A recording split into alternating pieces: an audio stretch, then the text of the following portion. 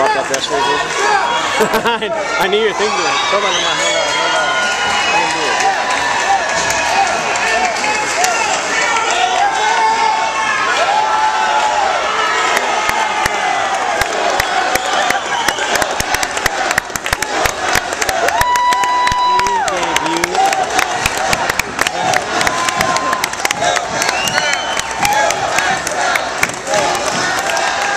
Ladies and gentlemen, you don't know what a feeling it is. You don't know what it is to walk onto a stage with my wife and one of the great presidents in American history, Bill Clinton.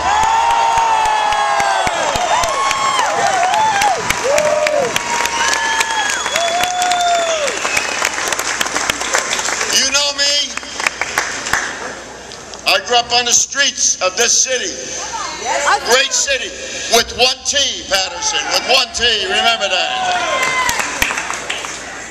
The grandson of Italian immigrants. I proudly served my country in the United States Army and went on to teach social studies in a school not too far from here.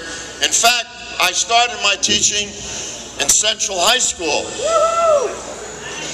And that's Kennedy High School, JFK, when we were downtown. Only in America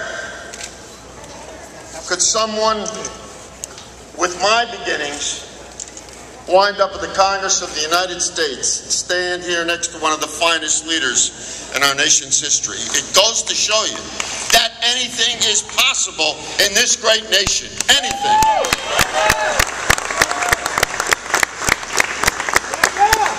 Thank you, Mr. President, for your exemplary leadership, for being with us today in this important fight for the middle class and the working poor of New Jersey.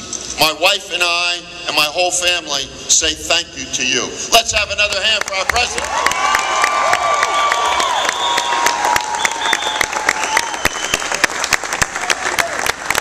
I am personally grateful for your enthusiastic support in this primary campaign and for all that you have done to put America's economy back on track during tough times.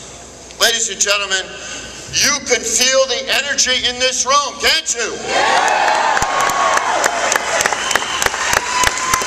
Isn't it awesome? Those, Passaic County, Bergen County, and Hudson County, isn't it awesome to have President Clinton in the House,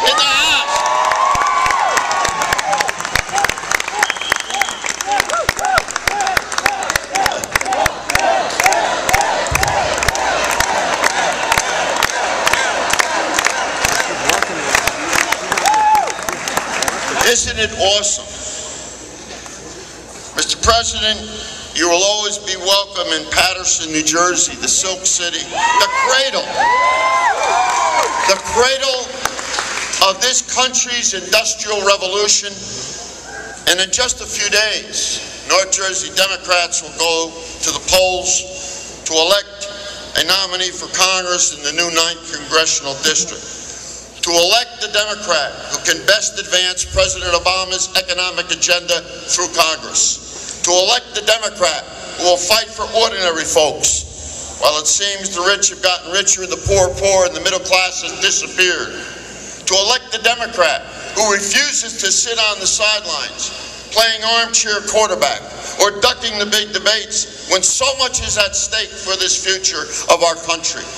For our kids and our grandkids, that's what the election's about. Not about me and my opponent, our kids and our grandkids. That's what it's about.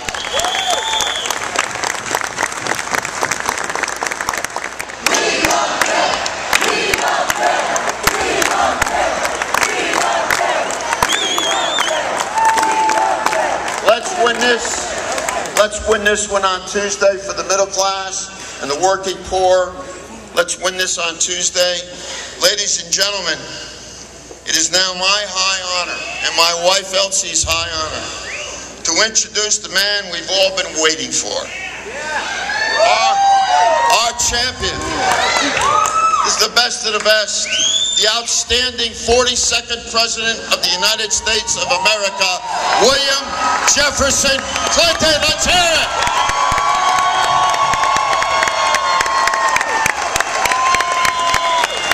Thank you very much.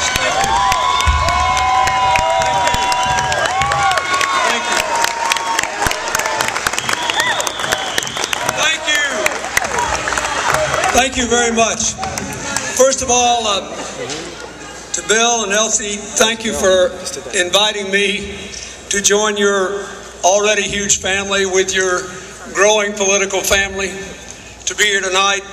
Principal Field, Paterson School Board, thank you all for opening this school and giving us a chance to be good citizens. Chairman John Kerry, thank you for your service to the Democratic Party and your friendship to me. Folks, I'd be here for Bill Pascrell because I like him and because I worked with him and because I know how effective he is for you. When he thought your interests were my policies, he was effective for me. When he didn't, on rare occasions, he was effective for you instead of me. And I watched him.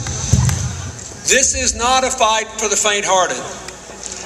And I just want to say one thing before I get into the meat of the coconut here. One of the real problems that we have in modern politics today is that instead of the news being reported, everybody's looking to create a story so that people who say things that are genuine when they're not mad and they're being fair-minded often have those things distorted. The one thing that's made me kind of mad in this primary contest is that Bill's opponent once said that the Republicans had some good ideas, as if he were supporting their tax policies. What he was really saying is they used to be for this health care bill before they were against it. One of the funniest cartoons I ever saw had all these elephants demonstrating before the Supreme Court when the health care bill was heard, and it said, "Please strike down the law we used to support." But oh, it was twisted around. The same thing happened to me yesterday. I was on the Piers Morgan show, and I said, you know, Governor Romney had a good career in business, and he was a governor, so he crosses the qualification threshold for being president. But he shouldn't be elected because he's wrong on the economy and all these other issues. So, today, because I didn't attack him personally and bash him, I wake up to read all these stories, taking that out of context, as if I had virtually endorsed him. Which means the Tea Party's already won their first great victory. We're supposed to hate each other to disagree. That is wrong. This great gem is a picture of what America has going for it and why we will come back. There are African Americans, Latino Americans, Asian Americans, people from the Middle East, Ukrainian Americans, Kosovar Albanian Americans, people from all over, all parts of Asia I see. I mean, this is America. And one of the reasons we're going to come back is that in a highly competitive world, we're the only big country that's got somebody from everywhere. We respect everybody's faith and their right to practice it. We respect the equal opportunities that should be accorded to men and to women. And we believe that the middle class ought to thrive and that every single poor person who comes here ought to have a good chance to work his or her way into that middle class. That's what we believe. On Medicare, because of the reforms that Bill Pascrell supported already, a huge number of seniors in New Jersey got the donut hole closed in the Medicare drug benefit. A large number get free preventive services to keep them healthy in the first place, and 12 years have been added to the life of the Medicare Trust Fund already. And Bill supported the restructuring of the automobile industry. You know what that was? Shared responsibility, and shared opportunities. Management gave, labor gave, the government kicked in some money, otherwise we couldn't have saved those two big car companies and the 1.5 million people who depended on them, all the parts makers, all the dealerships, all the people that worked there. What was that? That was a creative cooperation. How did we get to agree to double car mileage standards where labor, management, the environmentalists, the government, everybody agreed on it, and 150,000 new high-paying jobs will be created because of it? Through cooperation, not through winner-take-all, not through constant conflict. We'd have never had a constitution in the first place if the crowd that has now taken over the Republican Party had been in business. You ought to go back in closing what he said to you. You got a few days. There are still people who don't understand what a big deal this is. The reason we're in this fix in the first place with the Congress is because in 2010 there were huge numbers of people that still don't believe that it's as important to vote in a congressional race when there's not a presidential race on the ticket as it is in the presidential years. Don't let that happen. You can send Bill Pascrell back to Congress to fight for you, and I want you to do it. Thank you, and God bless you.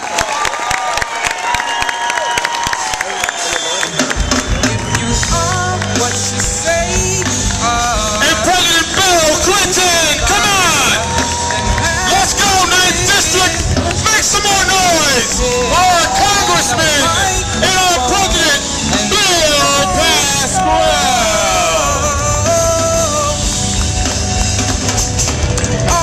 Say you are a superstar, then have no band.